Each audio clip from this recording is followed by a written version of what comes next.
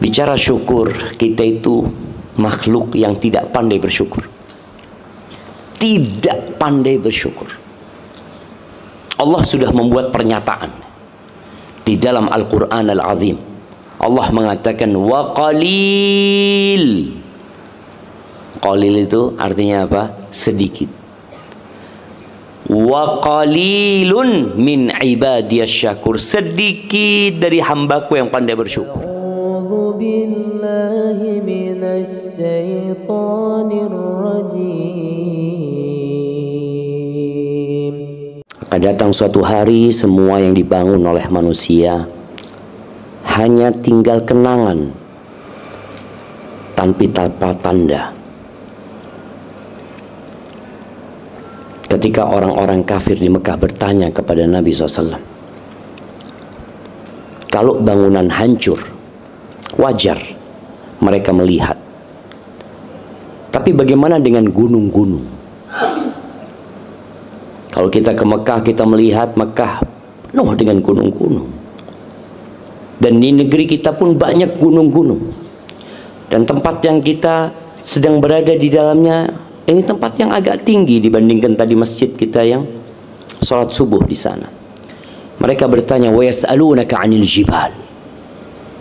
Bagaimana ceritanya gunung-gunung itu? Faqul yansifuha rabbi nasfa. Katakan kepada mereka, Tuhanku akan menghancurkannya sehancur-hancurnya. Fayadharuha qa'an safsafa. La tara fiha iwajan wala amta. Allah akan jadikan bumi ini rata gitu loh. Sekarang bumi ini nggak rata. Ada dataran tinggi, ada dataran rendah. Ada gunung dan ada lembah. Tapi kelak semuanya akan rata sama tanah. Maka hendaklah kita senantiasa ingat kepada Allah Azza wa Jalla bahwa kita miliknya dan kita akan kembali kepada Allah. Wa bihi nasta'in ala umurid dunya waddin.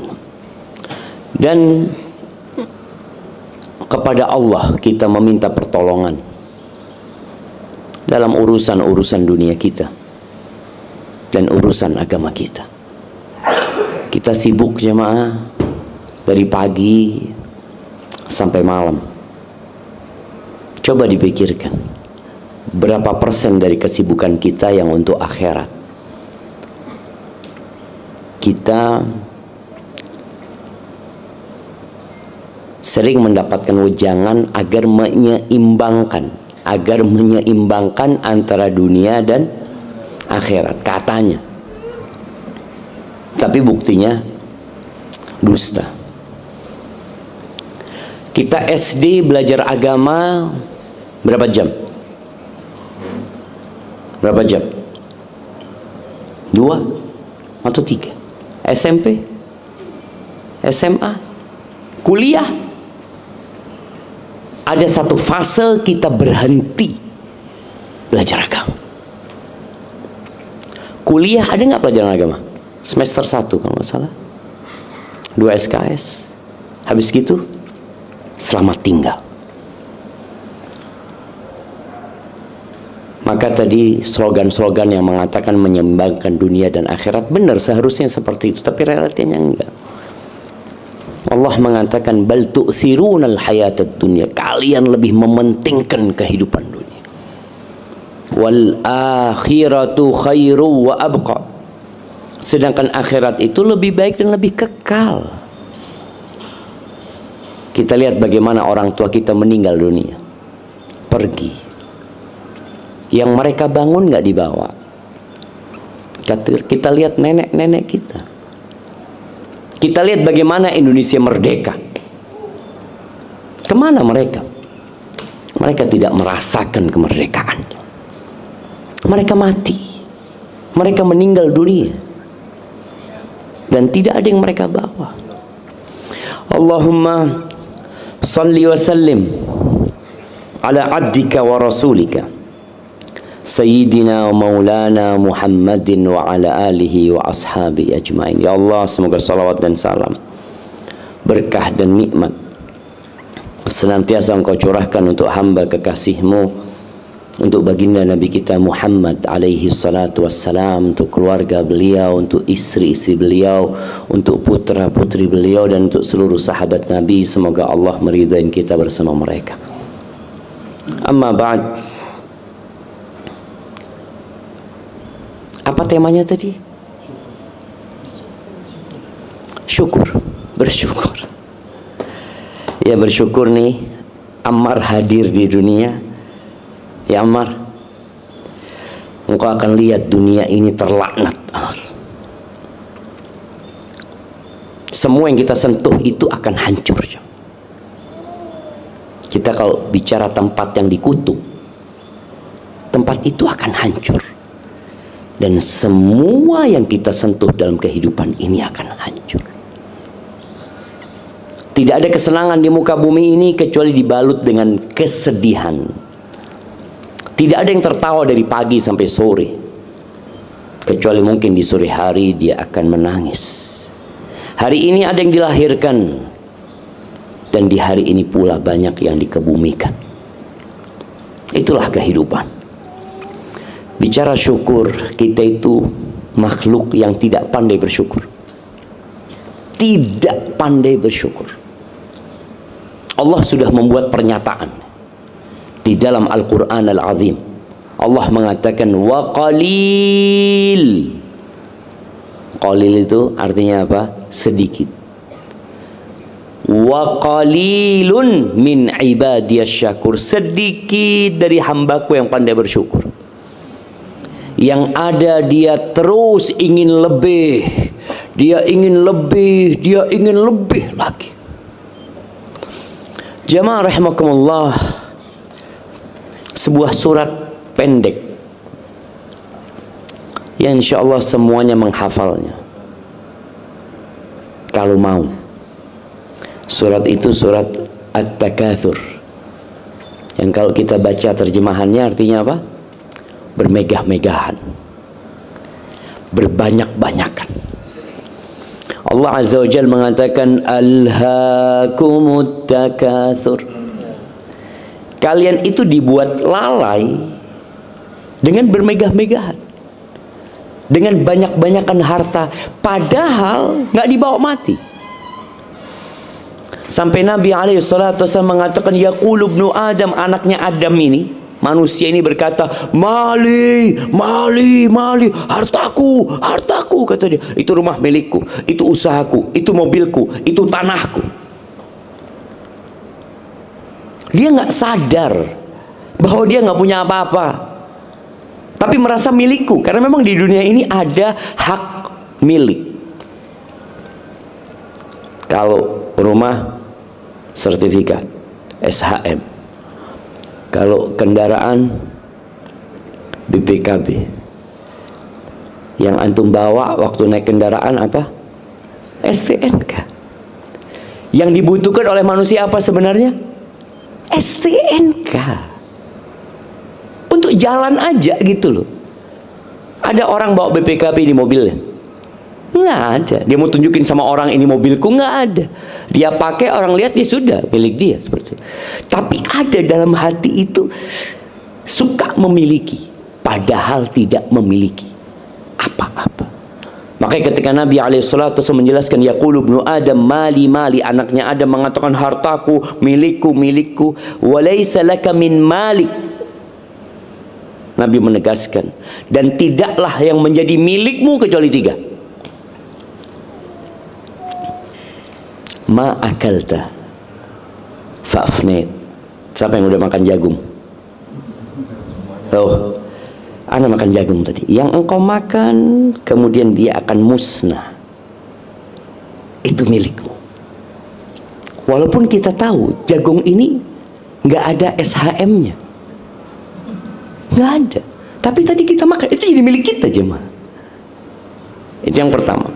Yang kedua, malabistahu fa'ablik. Yang engkau kenakan, baju yang kau pakai sampai usang. Ada orang pakai baju sampai rusak, sampai nggak bisa dipakai. Itu milikmu. Itu hartamu. Yang ketiga, wa ma tasaddaqta fa'amdai. Yang engkau keluarkan untuk sedekah. kemudian engkau simpan, itu milikmu. Sisanya fatarikuhu linnas, sisanya milik orang. Milik orang. Kita lihat sebagian kita akan pergi meninggalkan dunia dan dia baru tahu ternyata aku nggak punya apa-apa. Bahkan kita lihat ya bagaimana anak yang sayang sama orang tuanya, ketika orang tuanya mati itu jamnya dibuka jam. Kalau dia seorang wanita, Ana melihat ketika ibu Ana meninggal dunia, rahimahullah ta'ala, kita harus buka antingnya. Kita buka gelang yang dia pakai, kita harus buka. Benar, dia nggak punya apa-apa jemaah. Tapi ambisi kepada dunia membuat kita lupa dengan harta kita. Sampai Nabi SAW pernah bertanya kepada para sahabatnya, siapa yang harta orang lain lebih dia cintai daripada harta dia? Kata para sahabat, ya nggak ada lah, masa kita suka sama mobil-mobilnya orang, tetangga beli mobil baru tiap hari kita datang mandiin gitu ya, nggak ada. Kata Nabi SAW, kalian itu lebih cinta sama harta orang lain ya. Harta yang kita kumpulkan ya di rekening punya siapa? Punya siapa?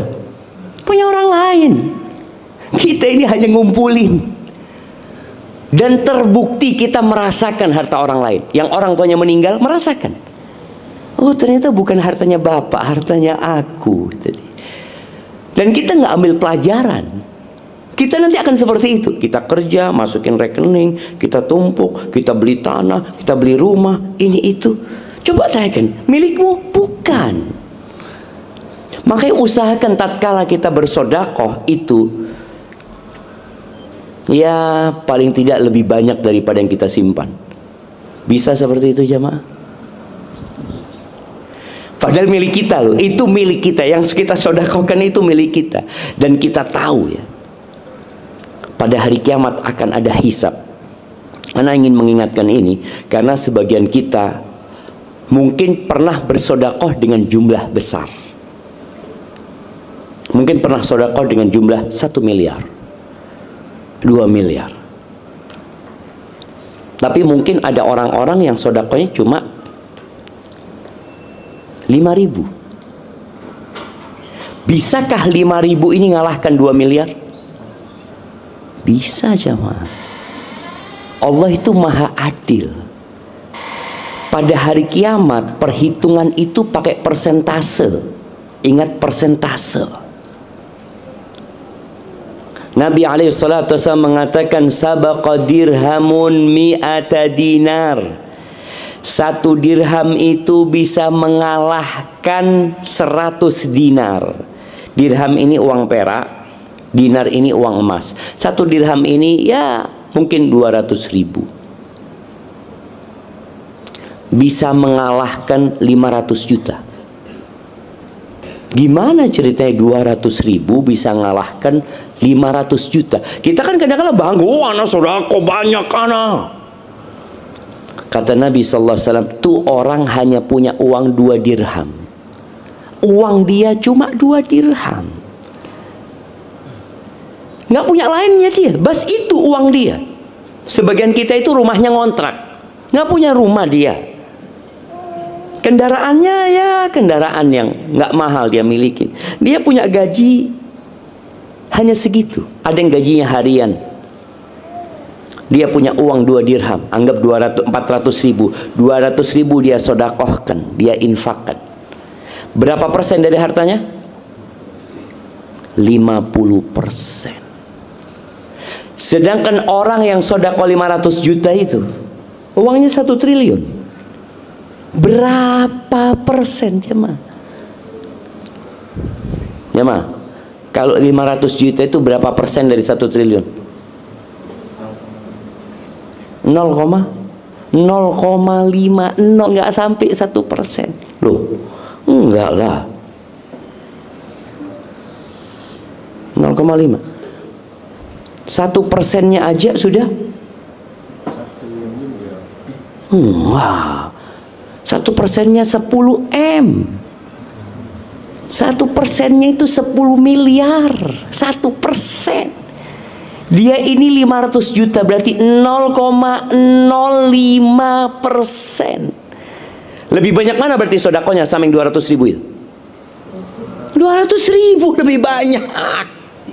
Cuma kita kadang-kadang merasa sudah banyak, sedikit. Jadi kalau sodako itu bandingkan dengan yang ditinggal. Bukan dilihat nominal yang dikeluarin, tapi bandingkan dengan yang tersisa. Kita kadang-kala ada kotak amal ngeluarin 100 ribu, seakan-akan banyak kan. Di sebelah kita cuma ngeluarin 2 ribu. Kita merasa Masya Allah 100 ribu. Ternyata yang 2 ribu cuma punya duit, ya 2 ribu itu dia, nggak punya lainnya. Terus gimana dia? Ya ntar lagi kerja, kata dia. Bismillah, rezeki ada dari Allah SWT. Maka kita perlu bermuhasabah tentang bagaimana kita memandang kepada dunia ini. Kita rakus dengan dunia yang tidak kita miliki dan kita tidak bawa mati. Rasul SAW pernah bertanya kepada Ad-Dhahhak, "Ya Dhahhak, ma ta'amuka?" Dhahhak, apa makananmu? Dia mengatakan al-lahm wal laban. Kata dia, makananku daging sama susu. Kenapa? Ya di Mekah nggak ada pertanian, jemaah, nggak ada perkebunan. Jadi kalau yang bilang diet keto itu ya mereka memang ya nggak ada lainnya, ya bukan diet mereka. Kalau ada roti ya dia makan roti itu, cuma kan nggak selalu ada. Kata dia daging sama susu. Berarti ini orang kaya juga, jemaah. Ila madza yasir. Terus itu daging sama susu jadi apa? Jadi apa, jemaah? Itu Dhahhak nggak berani ngomong deh. Dia mengatakan ila ma qad alimtahu ya Rasulullah, menjadi sesuatu yang kau sudah mengetahuinya ya Rasul. Lalu kata Nabi SAW, innallaha daraba mat'ama ibn Adam mathalan lid dunya. Allah jadikan makanan manusia itu permisalan buat dunia. Permisalan buat dunia. Walaupun makanan itu dihiasi, Anda nggak kebayang ya, makanan itu dihiasi. Tapi sekarang Anda bisa melihat bagaimana di restoran-restoran bintang 5 itu ya, makanan itu dihias ya sama chefnya ya. Makannya cuma dikit, jemaah, di model gini, model gini. Jadi apa nanti, jemaah? Mau di model kayak apapun tetap jadi kotoran. Dan itu dunia, jemaah. Terus nggak boleh kaya? Boleh kaya. Kata Nabi SAW, la ba'sa bil ghina, nggak apa-apa kaya itu, nggak apa-apa. Tapi ada satu syarat. Apa syaratnya? Jemaah, apa syaratnya jadi orang kaya? Syaratnya takwa. Jadi pernah di Masjid Nabawi ini para sahabat ngomong urusan dunia, urusan fulus ya, ini itu. Belum ada Rasulullah SAW. Tahu-tahu Nabi keluar dari rumahnya. Mereka bertanya, ya Rasulullah, kita ini ngomong urusan kekayaan ini, kata dia. Kata Nabi SAW, la ba'sa bil ghina, nggak apa-apa kaya itu, limanittaqa, asalkan orang itu bertakwa. Sebagian kita ketika kaya ternyata semakin miskin. Apa yang menyebabkan dia semakin miskin? Ambisi. Anda dulu berpikir ya, orang kalau kaya itu enak hidupnya, ibadahnya lebih banyak. Mungkin dia bisa tiap hari hatam, baca 3 juz Al-Quran. Oh, dia nggak ngapa-ngapain, fulus sudah tinggal buka keran. Dia di masjid dari maghrib sampai isya, karena dia udah nggak mikirin fulus lagi gitu loh. Tapi ternyata harta ini punya efek samping. Kita tuh kalau beli obat berusaha untuk baca efek sampingnya. Pernah nggak kita baca efek sampingnya harta? Apa sih? Kalau aku punya fulus ini, kira-kira seperti apa bahayanya buat aku? Ternyata orang yang kaya itu merasa nggak butuh. Kalau nggak butuh sama orang, nggak apa-apa. Tapi kalau sudah sampai nggak butuh sama Allah, itu yang bahaya. Doanya nggak lagi panjang. Orang kalau nggak punya itu doanya panjang. Karena dia nggak tahu besok makan apa. Sebagian kita tahu, insya Allah 2 tahun lagi masih ada harta. Kalau dia nggak kerja, cukup gitu. Atau 10 tahun, cukup. Sehingga dia jadi memohonnya kepada Allah, jadi ini efek-efek samping ya. Artinya kita bisa hindarin hal itu. Makanya kata Allah Azza wa Jalla, innal insana la yatgha. Sesungguhnya manusia itu benar-benar melampaui batas. Kapan? Ketika dia merasa nggak butuh. Dan itu yang dikhawatirkan buat orang-orang yang punya harta lebih. Dan tadi disebutkan bahwasanya orang kaya itu bisa jadi miskin dia jiwanya. Makanya kita nggak peduli lagi untuk mengumpulkan harta, apakah dengan cara halal atau haram. Kita nggak pernah belajar kadang-kala jamaah, mana sih yang halal, mana sih yang haram. Ya semuanya diterabas, yang penting anak tidak nyakitin orang ya.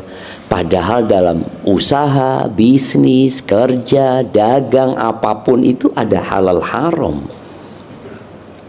Akan datang satu masa, kata Nabi SAW, la yubalil mar'u. Datang satu masa orang nggak lagi peduli dari mana dia dapat harta, dari halal atau haram. Terus dia cari harta. Apa yang harus kita lakukan sekarang ini? Yang perlu kita lakukan adalah bermuhasabah, mengevaluasi kenapa kita kerja jemaah. Untuk apa jemaah? Buka usaha lagi, buka usaha lagi, buka usaha lagi, mati. Lalu terus buat apa sebenarnya? Maka jadikan ambisi kita itu akhirat. Buka usaha supaya kita bisa lebih dekat sama Allah Subhanahu wa taala. Buka usaha supaya Anda bisa membantu dakwah ini. Buka usaha supaya Anda bisa menyekolahkan anak-anak yatim. Soalnya sebagian orang sudah sampai titik dia udah nggak butuh. Jadi tambahan harta dia itu nggak ada gunanya. Kapan harta itu berguna? Ketika dia butuh. Dan kita tahu ya, harta ini baru bermanfaat kalau kita keluarkan. Kalau di rekening kita nggak ada manfaatnya, hanya angka. Kapan bermanfaat? Ketika dikeluarkan. Nah, sebagian kita sampai titik udah nggak ada tambahannya, ini udah nggak ada gunanya. Tambah 0 pun nggak ada. Cuma ini nggak ada. Aku nggak mau beli apa lagi. Kalau dia butuh rumah, dia beli rumah udah punya. Oh dia butuh umpamanya beli mobil, udah ada mobil. Dia butuh, nggak ada. Jadi sampai fase tambahan 0 itu nggak ada gunanya sama sekali. Manfaatnya cuma apa? Cuma lihat di rekening. Oh masya Allah tambah 0-nya. Besok, oh masya Allah tambah 0-nya. Tapi manfaat udah nggak ada. Maka jangan sampai seperti itu. Niatkan buat akhirat. 0 itu akan terus bermanfaat. Alhamdulillah, anak mau bangun masjid lagi, dapat fulusnya. Anak ingat ya cerita jemaah haji. Waktu itu anak kerja jadi koresponden sebuah radio ya. Anak tanya ke satu jemaah, udah tua dia. Bapak udah berapa kali haji? Anak tanya. Kalau lihat penampilannya, ya Allah kayak orang nggak punya. Alhamdulillah, saya sudah 3 kali Pak Ustadz, katanya. Loh, gimana ceritanya, kata dia. Iya, waktu pertama saya haji Ustadz, sama istri, kata dia. Saya ngomong sama istri, nanti kalau kita punya rezeki lagi kita nggak usah haji ya, kata dia. Kita bangun masjid. Kata istrinya, iya mas, orang Jawa dia. Subhanallah Ustaz, kami pulang dikasih rezeki sama Allah. Itu tambahan 0 itu terus tambah. Akhirnya kita bangun masjid Ustaz. Alhamdulillah. Selesai bangun masjid Ustaz, tambah lagi rezekinya Ustaz. Akhirnya kita berangkat haji lagi, daftar haji lagi. Karena udah ngomong bangun masjid, tapi dikasih rezeki, berangkatlah haji. Ketika kita haji, kita ngomong sama istri, nanti kalau kita punya rezeki nggak usah haji ya, kata dia. Terus ya sudah, kita aspal jalan di kampung. Orang kampung nih, alhamdulillah Ustaz, kami pulang punya rezeki, 0 itu bertambah ya. Kami aspal jalan kampung itu Ustaz, dikasih rezeki lagi sama Allah SWT. Akhirnya berangkat yang ketiga ini Ustaz. Mampukah kita seperti itu? Jadi 0 itu tetap ada gunanya buat kita. Bukan berhenti, 0 itu berhenti, nggak keluar dari rekening kita. Berarti nggak ada manfaatnya. Kata Nabi alaihissalatu wassalam, man kanatid dunya hammahu, barang siapa yang dunia jadi ambisinya, ja'alallahu faqrahu baina ainai, Allah akan jadikan kefakiran di antara kedua matanya.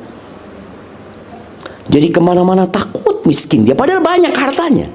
Ada kekhawatiran, takut bangkrut, takut gagal, banyak. Makanya kenapa di masa sekarang ini ada asuransi? Sejak kapan ada asuransi? Sejak manusia ambisi dunianya sudah nggak ketulungan.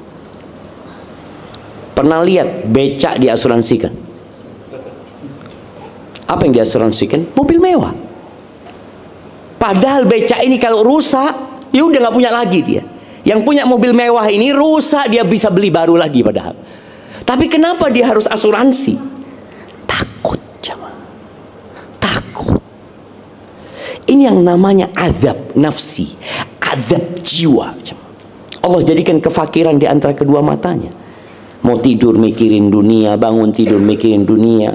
Wasyattata alaihi syamla, urusannya dicerai-beraikan, ruwet. Yang seharusnya dia sudah istirahat, enggak, tetap capek dia, jemaah.